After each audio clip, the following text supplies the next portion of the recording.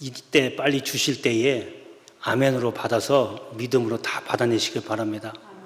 그러니까 다른 때도 몰라도 이렇게 말씀 내려올 때 설악산 구경 가지 말고 내장산 단풍 구경 가지 말고 와서 예배 드리라는 게요. 목숨 걸고 예배 듣고 믿음을 가져야 은혜 받고 복 받는 생활을 할 수 있는 줄 믿습니다. 할렐루야. 자, 오늘은 역대하 32장 20절에서 23절에 있는 말씀을 가지고 은혜의 통로인 기도라는 제목으로 말씀을 증거하겠습니다. 여러분, 기도는요, 성도의 특권이며 의무입니다. 기도는요, 세상 사람들이 할 수 없는 겁니다. 또 그 기도의 능력을 해본 사람만이 압니다. 그리고 기도하면 다 이루어지는 것 또한 마찬가지로 기도의 응답을 받은 체험이 있는 사람만이 알 수 있어요. 그래서 기도는 다른 사람이 할 수 없는, 예수 모르는 사람들이 할 수 없는, 예수 믿는 사람만이 할 수 있는 특권이며 또 하나님께 해야 할 의무이기도 합니다. 하나님은 우리와 교제하기를 원하십니다. 죄가 들어오기 전에 하나님이 우리와 계속 교제했던 것처럼 이후에도, 죄가 들어온 이후에도 하나님이 우리와 계속 교제하기를 원해서 많은 통로들을 열어놨어요. 그 통로들 중에 하나가 바로 기도입니다. 그래서 기도를 통해서 하나님은 우리와 교제를 하고 또 하나님의 뜻을 또 당신에게 알려주기를 또 원합니다. 그래서 이 기도가 참으로 중요한데 많은 은혜를 받을 수 있는 통로가 많이 있지만 그 가운데서도 오늘은 기도라고 하는 그 은혜의 통로를 통해서 기도하는 자에게 어떤 은혜가 우리에게 임하는지 오늘 말씀을 통해서 살펴볼 겁니다.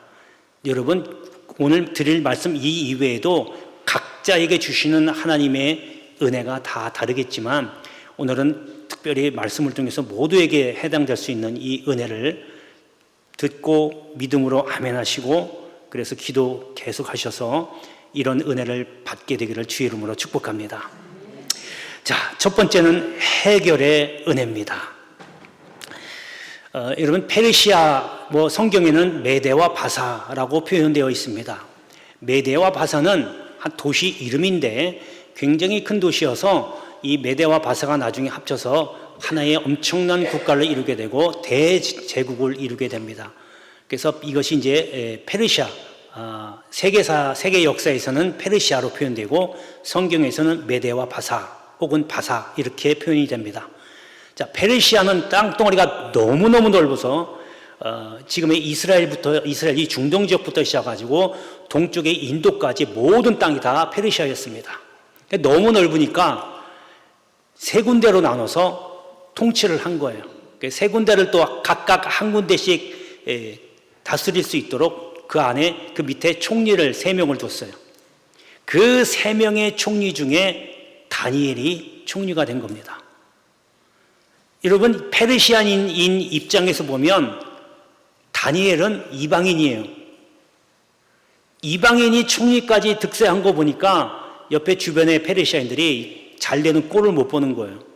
그래서 어떻게 해서든지 끌어내리려고 모함을 작당합니다. 근데 모함을 작당하려고 흠집을 잡으려고 하는데 흠집이 도대체 안 보이는 거예요. 그래서 왕에게 갑니다. 이제 다니엘이 기도하는 모습을 알거든요. 왕에게 가서 왕이여, 앞으로 한 달 동안 왕 외에 다른 어떤 신들이나 다른 사람에게 무언가를 간구하는 사람이 있으면 사적으로 던져야 되겠습니다. 왕이 딱 들으니까 그럴싸하거든요. 그러면 거기다가 조서, 그러니까 옛날로 얘기하면 방을 붙입니다.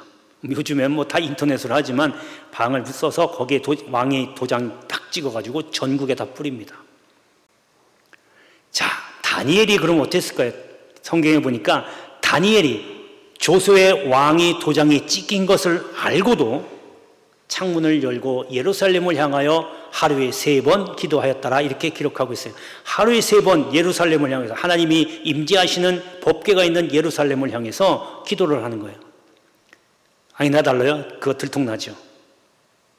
그리고 이제 사자굴에 들어갑니다. 여러분, 이때쯤 되면요, 하나님의 도우심이 없으면 하나님의 구원하심이 없으면 살아날 방법이 없어요. 어떡하겠어요? 사자굴에 이제 던져지는데. 그랬더니 하나님께서 천사를 보내주셔서 사자 입을 봉해버립니다. 그리고 그 다음날 왕도 다니엘을 굉장히 아꼈거든요. 그러니까 불안해한 거예요. 그래서 아침 일찍 가보니까 왕이 확인을 해보니까 거기서 사자굴에서 나오는 겁니다. 여러분, 문제가 생겼어요. 다니엘에게 문제가 생겼어요. 기도했더니 하나님이 해결해 준 겁니다. 기도했더니 문제가 해결됐다. 문제 해결의 은혜를 받은 겁니다. 할렐루야. 할렐루야. 여러분, 우리는요, 누구나 다 문제 없는 사람 없어요. 정도의 차이만 있을지 다 문제가 있습니다. 문제란 뭐냐면 내가 바라는 것과 현실의 차이가 문제예요. 현실의 차이가 크면 문제가 크다, 심각하다. 또 작으면 이거 문제될 거 없어, 별로 큰 문제 아니야, 이렇게 되는 겁니다. 아무튼 크고 작은 정도의 차이지 여러분, 저뿐만 아니라 모든 사람이 다 문제가 있습니다. 그러니까 그런 걸 갖고 고민할 필요 없어요.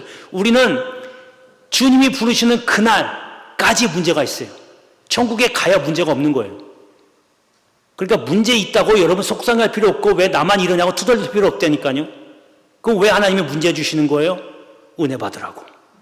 믿으시면 아멘 하세요.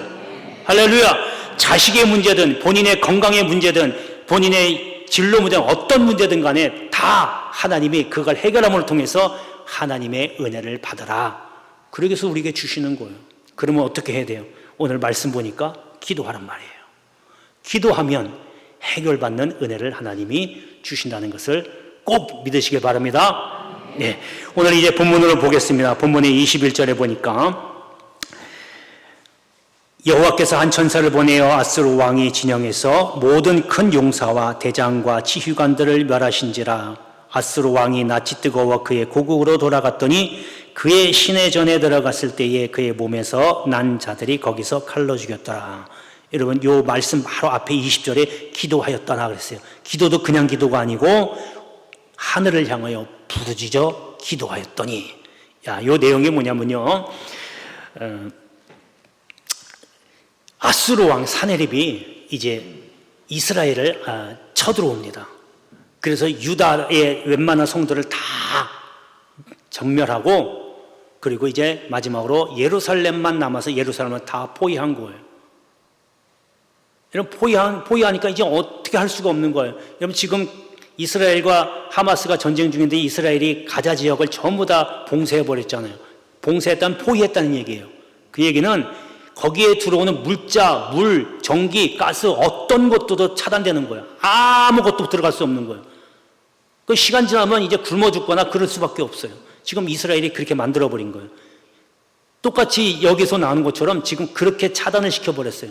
그러니 이거 야단 난 거예요, 이제. 그것뿐만 아니라 이제 그 사네립 왕이 그때 당시 히스기야 왕인데 히스기야 왕에게 편지를 씁니다. 근데 그냥 편지 쓰는 게 아니고 하나님을 욕하는, 비방하는 글을 쓰는 거예요. 하나님도 너희들 못 도와줘. 우리가 지금까지 많은 나라들, 많은 족속들을 쳐서 점령했고 그네들이 섬기는 신도 도와주지 못했는데 하물며 너희가 섬기는 신이 너희를 도와주겠느냐? 절대 그렇게 못해. 와서 행복해. 행복하면 살려줄 거예요. 그렇게 하나님을 비방합니다.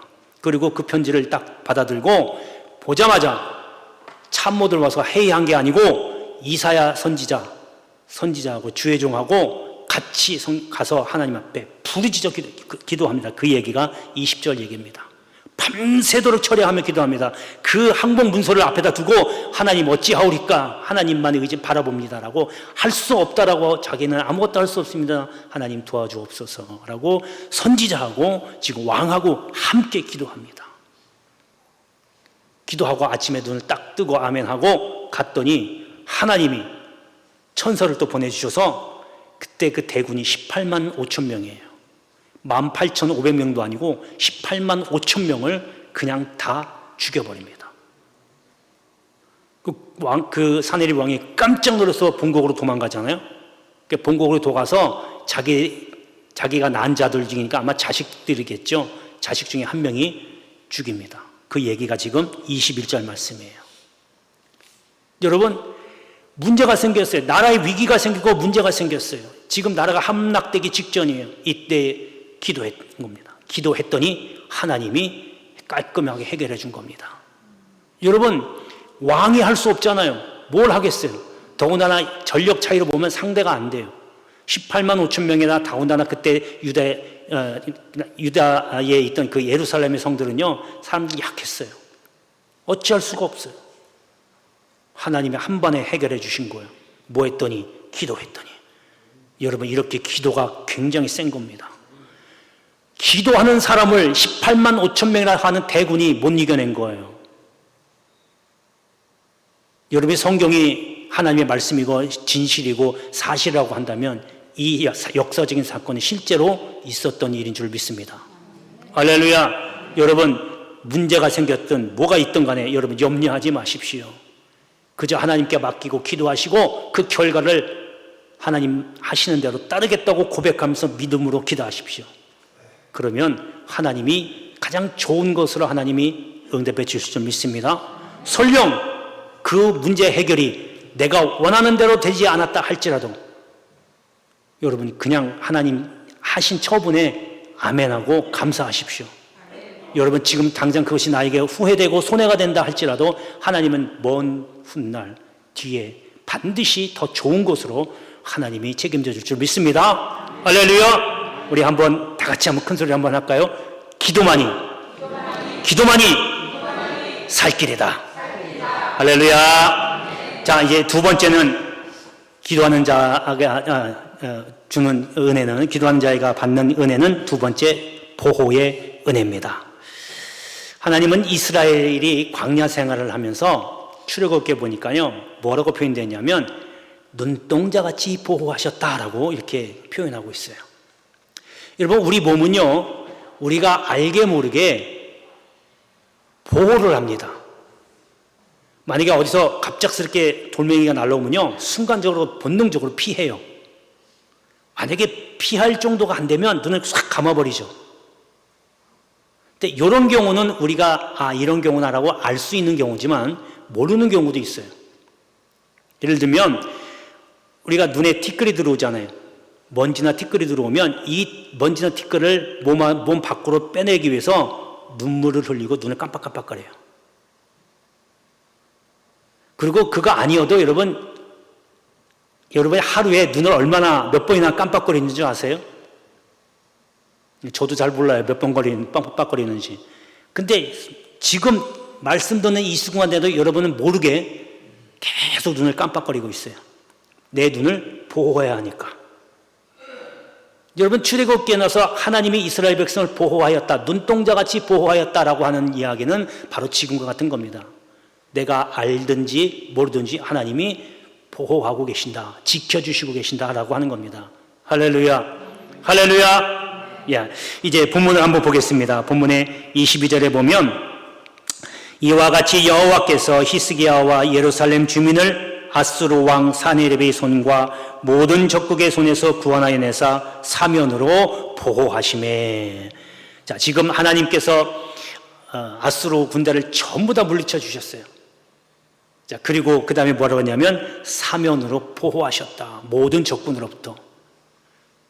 동서남북 그 어디든 하나님이 지켜주셨다라고 하는 겁니다. 한쪽만 지키고 나머지 안 지키면 의미가 없잖아요. 그래서 사면으로 보호하셨다는 겁니다. 여러분, 하나님을 믿으신다면 또 주님께 기도하신 분이라면 반드시 이러한 보호의 복이, 보호의 은혜가 여러분들에게 임할 줄로 믿습니다. 자, 이제 마지막 세 번째는 부귀의 은혜입니다. 여러분, 부귀라는 말은요, 부요하고 존귀하다는 뜻이에요. 그걸 줄여서 부귀라는 말을 씁니다. 욥이 엄청나게 고통을 받잖아요. 고난을 당하죠. 자, 그리고 그 고난을 지혜롭게 잘 통과합니다. 통과했더니 형제 자매들과 지인들로부터 사람들이 옵니다. 와서 금덩어리 그리고 금고리를 내려놓습니다. 그전에는 고통당할 때는 쳐다보지도 않던 사람들이 또 하나님의 은혜로 회복되니까 사람들이 와서 금고리와 금덩어리를 내려놓았다는 얘기예요. 그러니까 부요하게 된 거예요. 부유하게 된 것뿐만 아니라 또 그 성경 보니까 존귀하게 만들었다 그렇게 돼 있어요. 여러분, 이게 그냥 거저되는 게 아니라 내가 부유하게 된 물질의 복뿐만 아니라 모든 심령의 복까지도 마찬가지로 욥처럼 고난을 잘 통과하니까 사람들이 내게로 오는 거예요. 하나님이 붙여주시는 거예요. 이게 꼭 사람만이 아니라 주변에 내가 이루어지는 일들이 하나님의 은혜로 잘 형통하게 되는 겁니다. 할렐루야. 여러분, 그래 하나님의 복은요 거저되는 법이 없어요. 욥처럼 잘 통과해야 됩니다. 자, 이제 본문을 보겠습니다.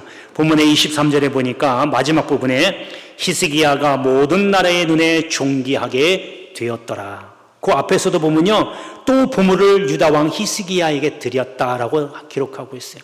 그러니까 지금 하나님의 은혜로 막강한 군대를 다 물리치고 나니까 주변의 나라에서 금은보화를 다 들고 찾아오는 거예요. 보물을 찾아 갖고 히스기야 왕에게 드린 거예요. 그 부자가 된 거예요. 부유하게 된 겁니다.